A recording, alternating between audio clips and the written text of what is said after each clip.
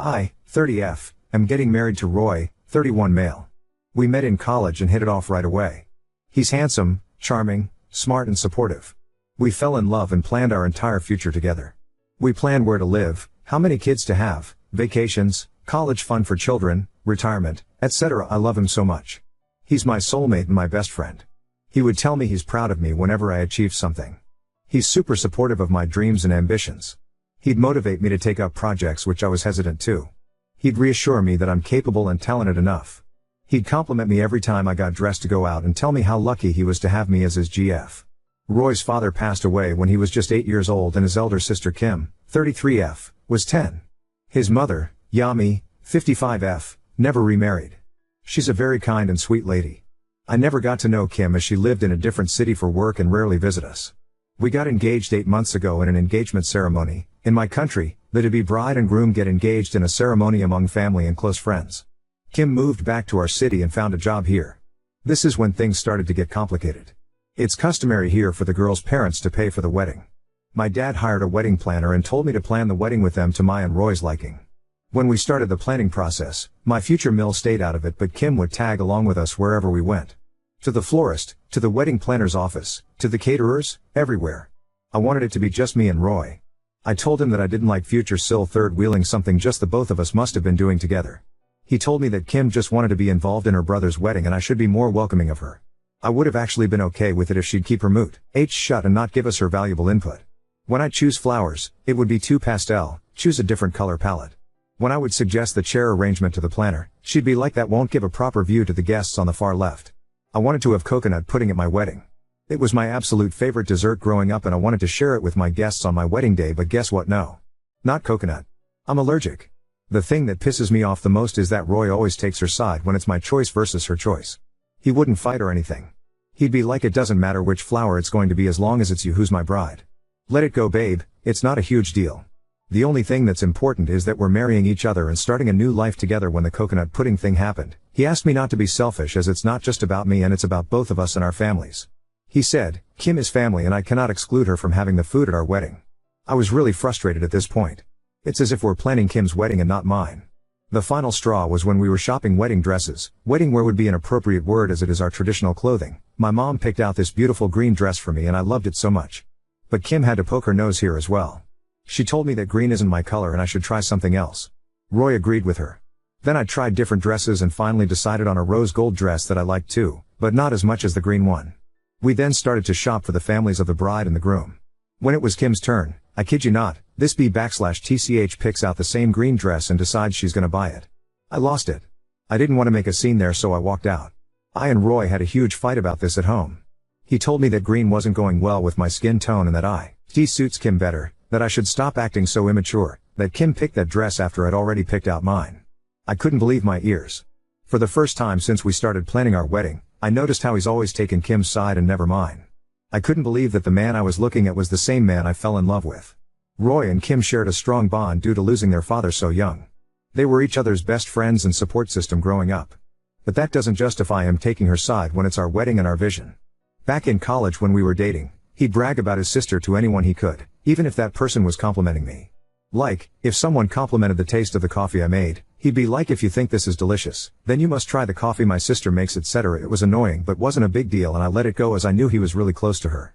But this time I cannot let go. It's our wedding. Not Kim's wedding.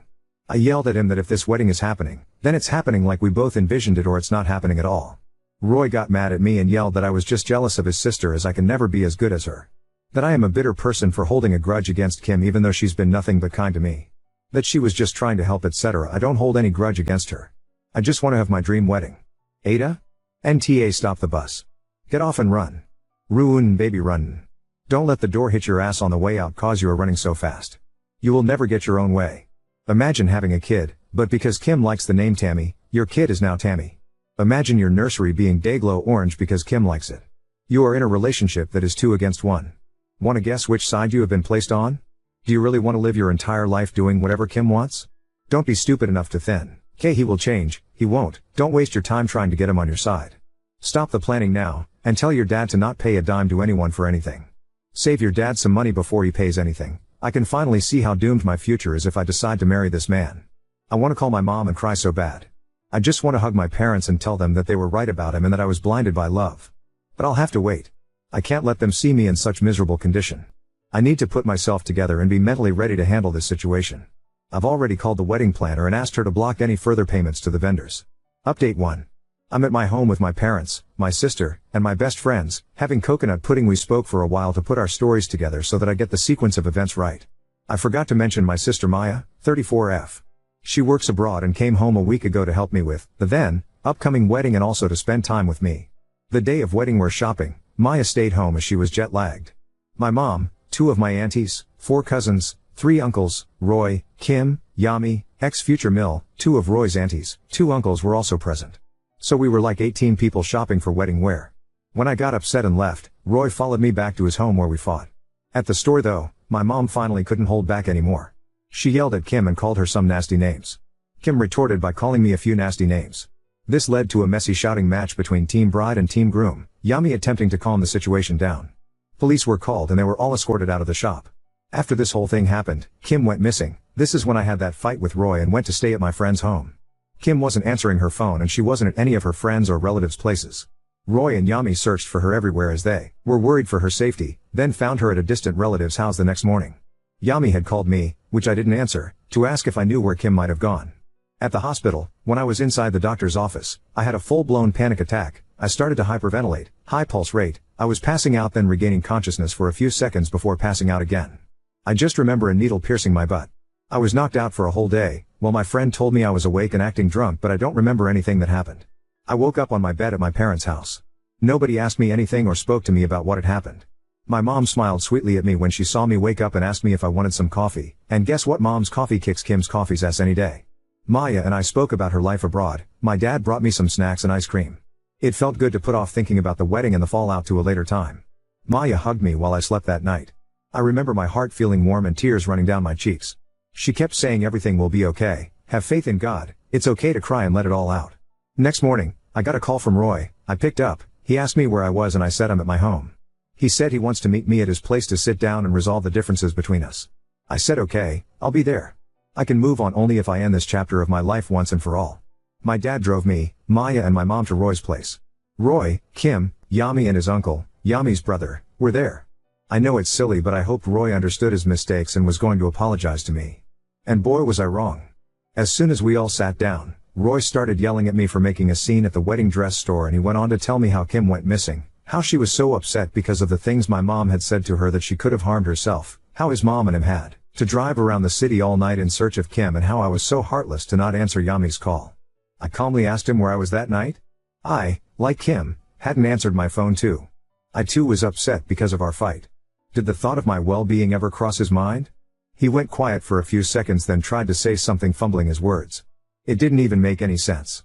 I told him that I now know who is more important to him and it's definitely not me. His uncle intervened to speak over me to my dad saying kids these days fight over the smallest things. I'm sure you can make your daughter understand how married life requires sacrifices and isn't like in the movies. My dad told him that it's my daughter's life and only she gets to decide if the issue is small or big, so let her speak to her fiancé. I looked back at Roy and told him that I know that I am the side chick and your sister is the main chick. Any person with even a shred of self-respect won't be fine with being her own husband's side chick. I said, you are free to marry your sister at the dream wedding that she has planned. At this moment, I saw his face turn red and before I could understand what was going on, Roy had slapped me across my face so hard that my inner cheek and my nose started to bleed. My dad punched him on his face, got him in a chokehold and continued punching on his guts. Yami, my mom and his uncle were trying to separate my dad and Roy. Maya hugged me tightly and was tending to my bleeding nose when Kim yelled like a banshee blaming me for something. I'm unable to recall what she exactly said. Even Maya doesn't remember it properly. I think it was on the lines of I wish you had never come into our lives and made it a living hell, while marching up to me with her hand in the air to hit me. Maya held Kim's hand before she could hit me and backhand bitch slapped her. Kim fell to the floor and screamed like she was being skinned alive. By this time, the neighbors came in and separated everyone. The police and ambulance came a few minutes later. Roy was bleeding from his mouth and his face looked bluish. The ambulance took him away. I was taken in another ambulance. After I was treated, I was taken to the police station where mine and Roy's family were seated, but Roy wasn't there. Yami approached me and told me that she's sorry and wished me luck for my future. The police took my statement and asked me if I wanted to press charges against Roy. I said yes. They informed me that his tooth had been knocked out and one of his ribs was broken, so there is a chance he might press charges against my dad. By midnight we were all allowed to go home. This morning, my friends came over and we all had our breakfast together. After a lot of discussion, we decided that I need to start therapy as well as medication for my mental health. We ordered pizza for lunch and my dad kept making lame jokes. Later Mom, me, Maya, best friend 1 and best friend 2, account owner, started reading the comments on my post. Mom was so happy about the replies to my comment about wanting to call my mom and cry. She told me that I should never worry about being vulnerable with them. I need not put on a strong front for them when I'm actually hurting inside. She said she'd wished I'd contacted her sooner. I would like to thank every single one of you who took out time to comment and show concern for a complete stranger. If it weren't for people like you, I wouldn't have seen the issues that I see so clearly now. I might have even forgiven him and ended up in a miserable marriage. I thank you all from the bottom of my heart. You all restore my faith in humanity. And for those who said that I need to grow a spine, well yes I do, but I'd like to share my POV in my country. Girls are taught from a very young age that girls who keep families together are good girls and girls who break families are bad ones. Even though my parents never taught me that and I have a master's degree, this concept somehow got ingrained in my brain at a very young age. That's why I wouldn't speak up to Kim. I didn't want to cause conflict between them because that's what the bad girls do. I hope therapy helps resolve it. I'm still grieving the loss of not just the past and the relationship but also the beautiful future I dreamt of. I'm grieving the loss of the love of my life, a person who actually never existed. I know it will take time for me to heal but I do feel lighter. My parents are over the moon but they hide their happiness from me as they know I'm still hurting. They look like they've aged backward. Roy has been discharged from the hospital. I hope he and his sister live happily ever after. You have such a supportive family. I am so happy for you that you found out who really loves you and dumped Roy. You're going to be so happy without Kim and Roy destroying your happiness. The way I felt so claustrophobic since Kim moved back is something that I have never experienced. Now that feeling is gone. This shows me that it was the right decision to dump him. Now on to second story. Moved out while my fiancé worked, after discovering she'd been making out and more at clubs, now her family attacks me. I, 25 male, met my, now ex, fiancé in my first year of college. We were both 18 and went from friends to lovers pretty quickly. We clicked so well and everything was so easy and effortless. We had a really good relationship. It's the kind of relationship that everyone wishes they were in. The kind of relationship that people idolized and said if those two broke up, then love doesn't exist. You get the picture. For the purpose of this post, let's call my ex Ashley. Ashley was everything I was looking for in a woman. Funny, smart, attractive, down to earth and family oriented. She wanted to build a life together. Our families got close over the course of our relationship. It was like we were already one big family before even getting married. As planned, I popped the question a year ago not knowing that this would change everything. She said yes of course, but things started to change. Slowly but surely, over the months, she became more distanced. I tried to ignore it and chalk it up to nervousness. You know, cold feet before taking the big marriage plunge. I should have trusted my instincts. She always went out with her group of friends on the weekends. I've been on these outings before, usually it's clubbing and drinking. It's not my scene but I trusted my girl so I had no problem with her going without me. These outings became much more frequent after I popped the question. I tried to ignore my gut feeling that something was wrong about this. I should have listened. Last week I get a text from one of her girlfriends. She said she feels super guilty about what's been going on. According to her, Ashley has been worried about getting married. She feels that she hasn't had a chance to explore other options and the prospect of getting locked down for life made her really anxious. On these outings, she will frequently flirt with guys, dance with them, grind on them, make out with them, to get it out of her system. Since she wasn't having sex with them, she didn't consider it cheating. According to the friend, she also gave one guy a BJ in the club bathroom. She sent me pictures and videos from some of those escapades. My heart sank. I felt like I died that day. I thanked the friend for telling me and told her to keep it between us. For me, any form of cheating is a big no-no. I knew it was over. What makes this worse is that I have a past with cheating. She knows about my high school ex who cheated on me, and being a stupid teenager, I tried to end it all. This just makes this whole situation cut even deeper. She knows how much hurt she could cause, and still went ahead with it. I wanted to crawl into bed and cry for a month. I wanted to be weak. I felt weak. I decided I would give myself the chance to mourn and cry over this after I protect myself. Me and my fiancé share an apartment that we both pay rent for 50-50. I decided to take 2 days off work and covertly started to move my things out to my brother's house across the city. He knows about everything and immediately offered his place to me. The first day I moved non-essential items out. When Ashley got back from work she made a comment about it, but I brushed it off by saying I sold some stuff and took some more stuff to a storage unit to tidy and clear space up in our apartment. She didn't question it. I was furious on the inside about everything that I found out about but kept cool to avoid suspicion. She noticed I was a bit withdrawn but I told her I was just tired and stressed from work. The second day, while she was at work, my brother and his wife came over to help me pack everything else, and I was fully moved out by 3 p.m. that day. Since then, I have avoided every single form of communication sent by my ex. I have completely cut her off. I refuse to talk to her or her family. I don't even want to confront her about what happened. She came home that day and saw everything was gone.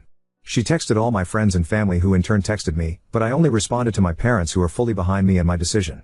Her family and friends are blowing up my phone and saying that I'm an off for leaving without a word. They've even been blasting me on social media. I don't really care. She knows what she did. To me, she is dead. She doesn't exist.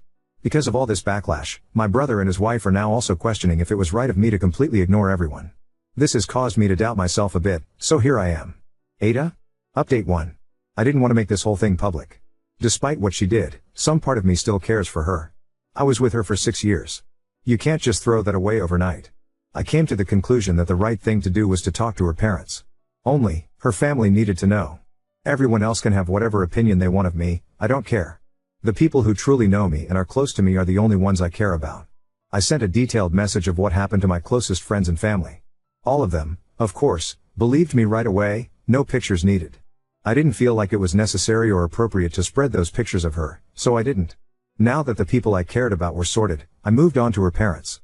I messaged her mom, who by the way I had gotten so close to. I considered her a second mom and she considered me a son. She was very upset with me, but agreed to meet up. I felt like this needed to be an in-person conversation rather than a nuke I drop in an email with everyone they know CC'd. I met her mom and her dad at a diner we used to frequent for breakfast. I know, so cliché. It was quite emotional. They were understandably upset. They didn't do anything wrong and I cut them out of my life like nothing happened. I understood why they were upset, so when they were confronting me I was very quiet, just listening. Letting them get it all out. I admit I was tearing up with them. That is until they accused me of some things. It's been a whole week since all of this went down. In that week, a lot happened. Apparently, according to her parents, my ex convinced everyone that I cheated and that she kicked me out, and I haven't been answering anyone because I was so ashamed of what I had done. LOL. I literally laughed out loud. I responded by saying that I am sorry and I wished them a happy life and walked out. I was so fucking upset I couldn't even have imagined of being accused of this. What a fucking joke. I can't believe her parents would believe her and throw me under the bus so fast. I walked out because I'm pretty sure I would have said some things I'd regret to her parents. I didn't want to do this, but she left me no choice. I activated the nuclear option. I went home, made an email titled "For Your Reading Pleasure" and attached every picture her friend sent me, including screenshots of the chat with her friend where she expressed how guilty she felt about the cheating. I also attached the videos of her grinding and making out with other guys. I included a long explanation detailing everything that has happened since D-Day.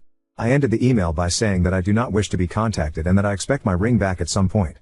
I attached her parents, any friend I could think of, and a coworker that I just so happened to know as well. Fuck it. So that's where I'm at now. I may be the asshole for sending that email, but she really tested my fucking limits when I found out what she was telling people. I have zero regrets. Currently crashing at my brother's place on the pull-out couch. He's helping me get through this, as much as one can I guess. Who knows what kind of fallout that email will create. Either way, I'm gonna sit back and enjoy it with popcorn, whilst sobbing. Update 2. The reason it took me 2 months to be able to come back here and write an update is because so much has happened in such a short span of time that even I'm having trouble processing it. The fallout after I sent that nuke of an email was catastrophically hilarious. My phone was blowing up with my ex's friends and family asking me tons of questions. Before I had sent that email, everyone was under the impression that I was a cheater and was kicked out. That email not only cleared my name, it basically turned everyone against my ex.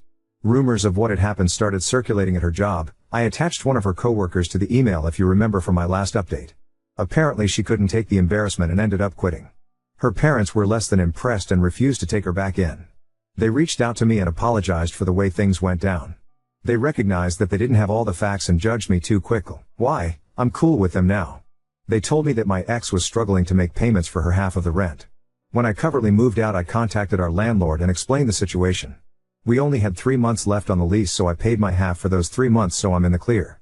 Honestly, it was worth it even though I'm not living there. Our mutual friends also didn't take too kindly to being lied to and basically being manipulated to hate me. From what I've heard, most of our shared friends don't talk to her anymore. Even some of her girlfriends who knew what had been happening behind my back stopped talking to her, which is a little ironic if you ask me. I guess now that everything was public, no one wanted to be associated with her. And speaking of her friends, remember the one that initially came forward to me about this because she felt so bad? Yeah, so we're dating now. I guess through all the trauma, drama, and craziness, we started texting more and more. At first, she was just very supportive. She comforted me and helped me come to terms with what happened. But slowly and surely, we became closer and closer and started to talk about our lives, our interests, our dreams. We realized we had a lot in common. We are also both single and young. We kinda just fell right into it naturally. She's honestly so great. Very kind and loving. I am aware that some people may think this is just a rebound, but I'm really enjoying my time with her and things are going great. I feel great. Since everything went down, I have had no contact with my ex. I've heard through multiple friends that she is livid that I ghosted her and won't even talk to her. She says what I'm doing to her is torture because I won't even give our relationship closure. I just laughed because if she thinks what I'm doing is torture, then she's clueless about what she put me through. I'm honestly good. I will go the rest of my life without ever talking to her again. Call me petty. Call me dumb. I am who I am and I feel this is right.